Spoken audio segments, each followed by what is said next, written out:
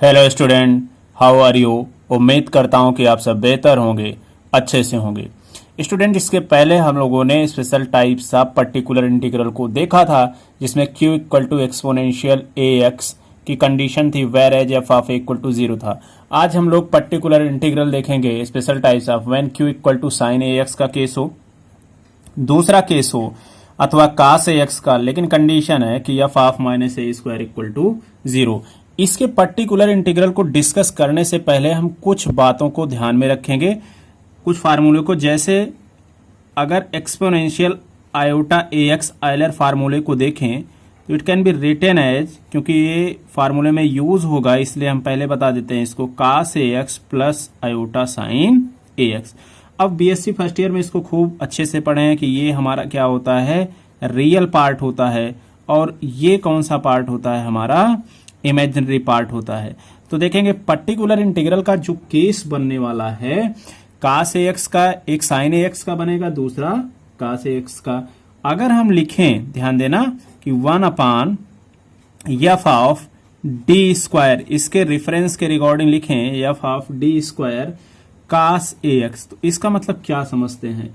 इसका मतलब ये, और ये कंडीशन भी दे दें, वैन, जो कंडीशन गिवन है when f of minus a square equal to 0, इसका मतलब हो जाएगा कि जो ये कास ए एक्स है 1 f of D square cos a x, ये जो कंडीशन है इसी को समझना है। It can be written as 1 f D square, ठीक ना। ये क्या है, real part of Euler formula iota A x. इसका रियल पार्ट ही तो कास ए एक्स है, क्योंकि ये रियल पार्ट में है। ध्यान देना, इसी बात को समझाना चाह रहे हैं।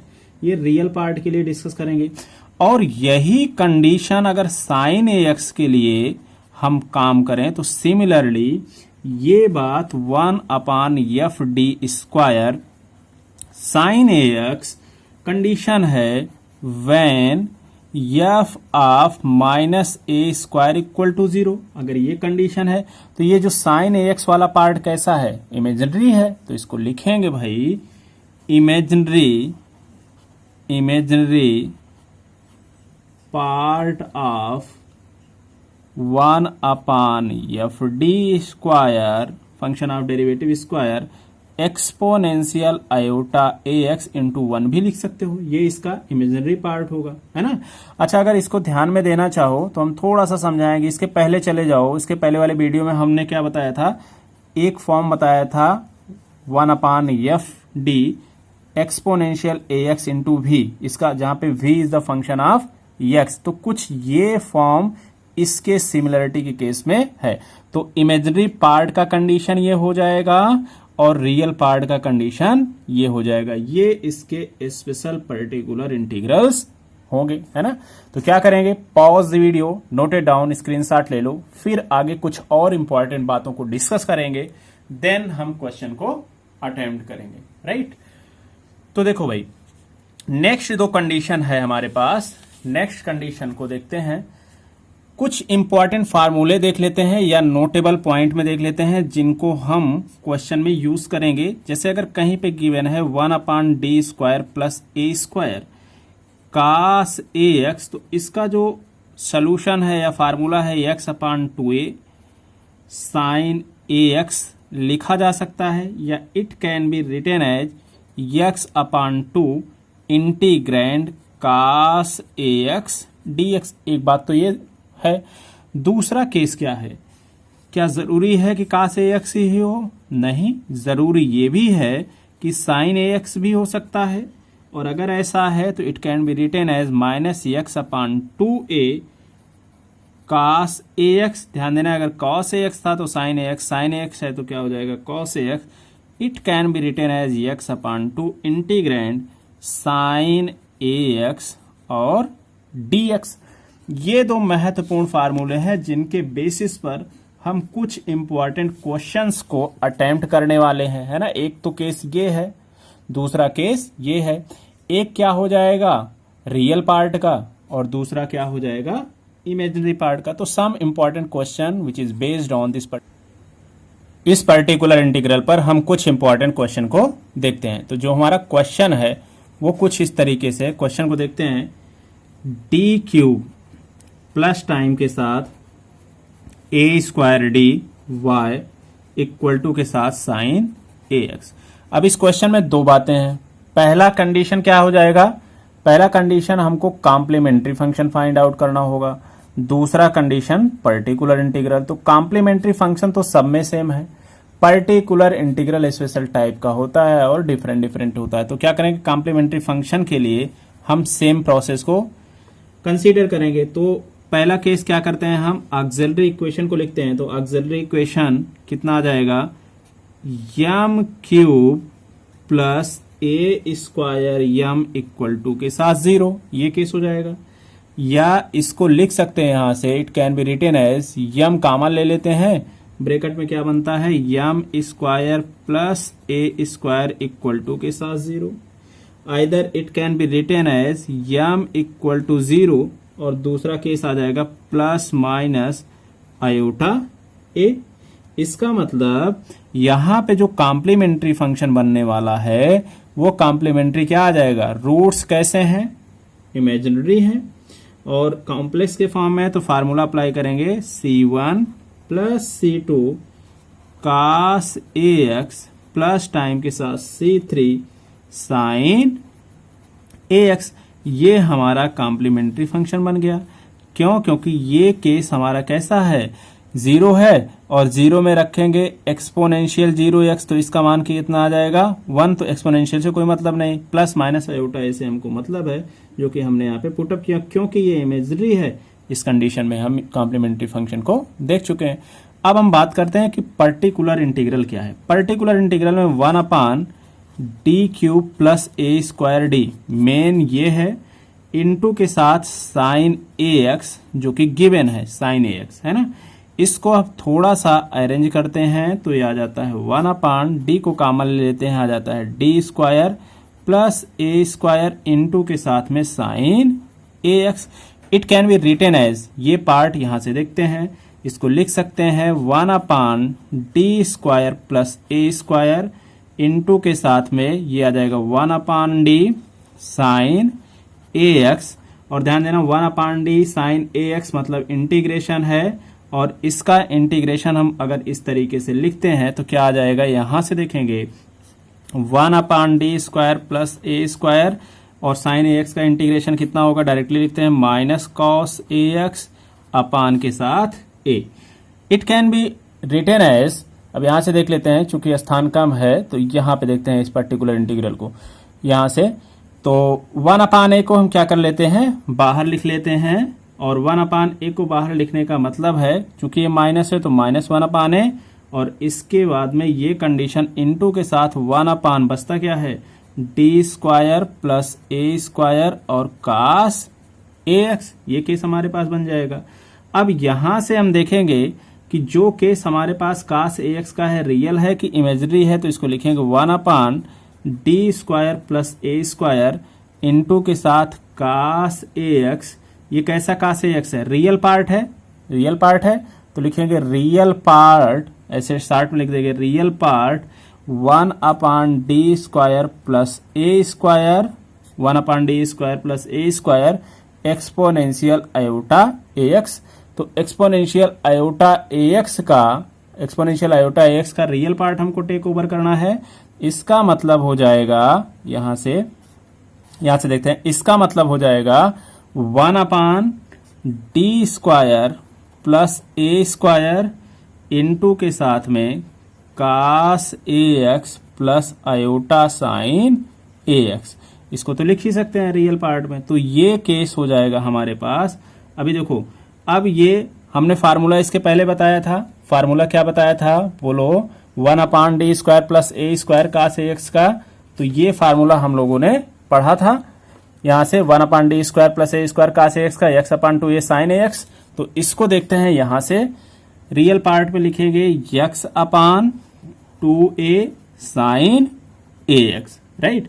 तो ये कंसीडर करेंगे तो हमारे पास एक्स अपान 2a साइन ए आ गया। इसका मतलब जो मेन पी आई आया पर्टिकुलर इंटीग्रल, अभी ये -1 अपान ए तो साथ में ही था, तो इसको लिख सकते हैं minus 1/a into X upon 2a sine ए एक्स, या it can be written as, अगर हम इसको डायरेक्टली लिखें यहां से तो इसको minus X upon 2a square sine ए एक्स, साइन ए एक्स।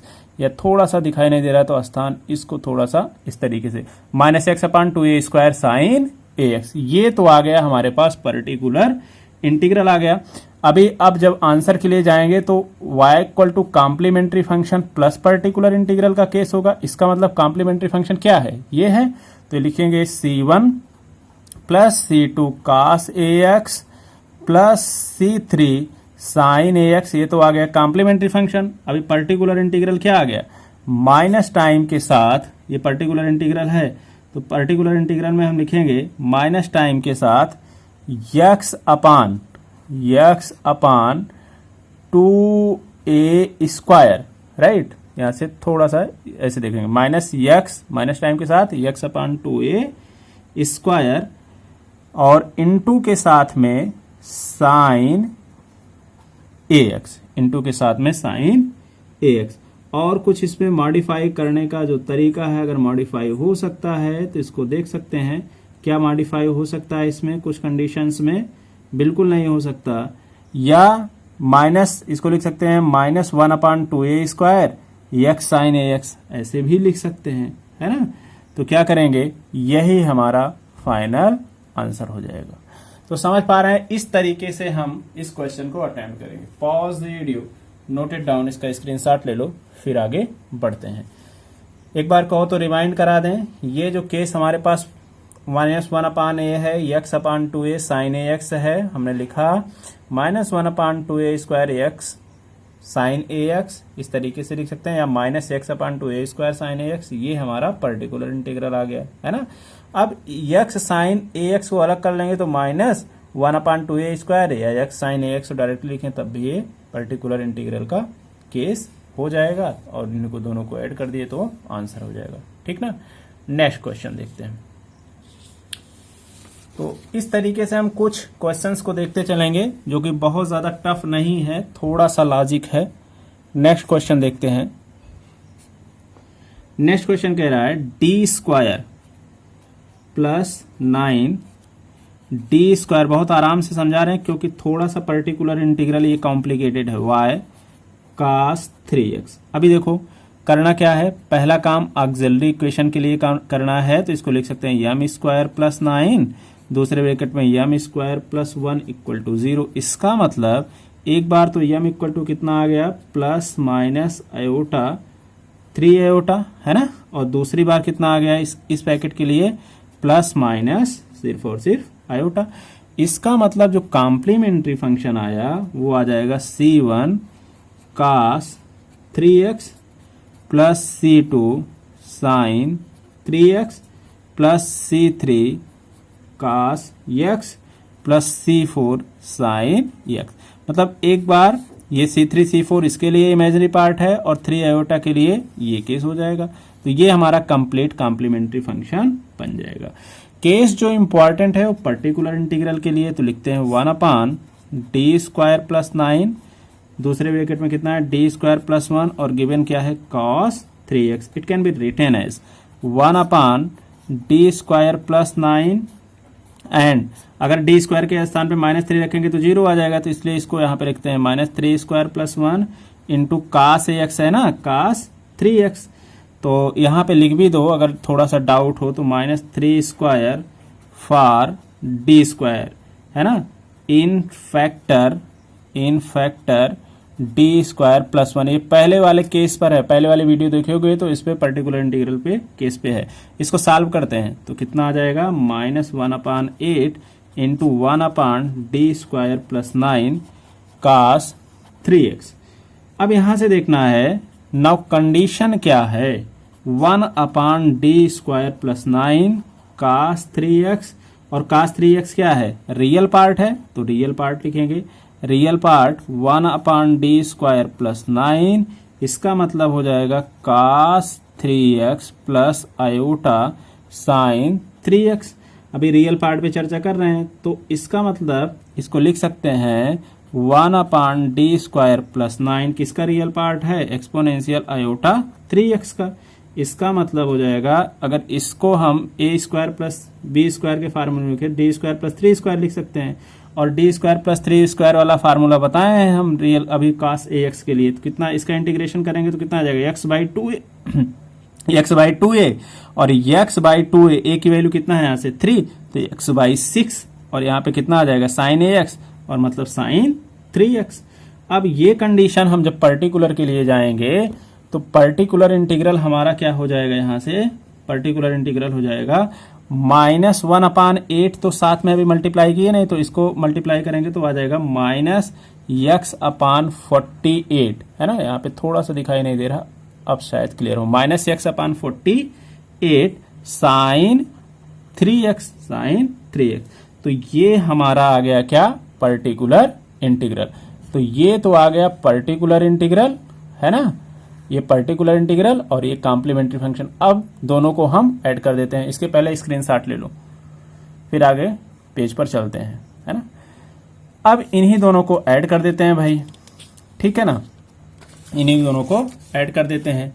तो आ जाएगा y = complementary function plus time के साथ पर्टिकुलर इंटीग्रल।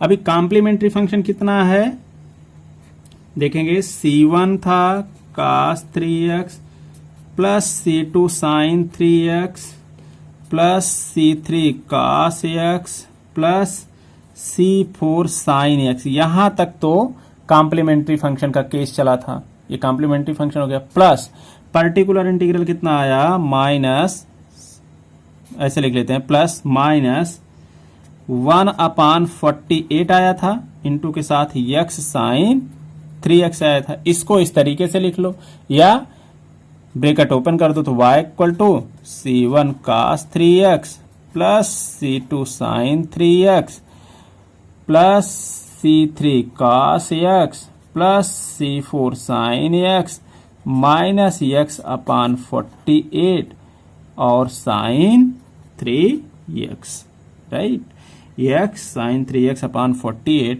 ये complementary function plus particular integral, और यही हमारा क्या हो जाएगा, फाइनल आंसर हो जाएगा।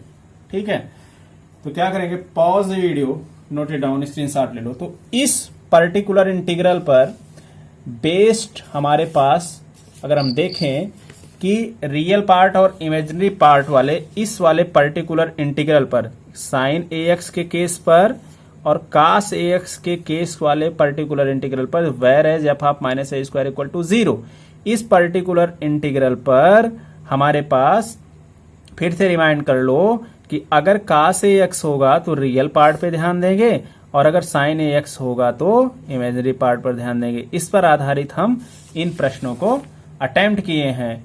तो इसका स्क्रीनशॉट ले लो, फिर आगे बढ़ते हैं।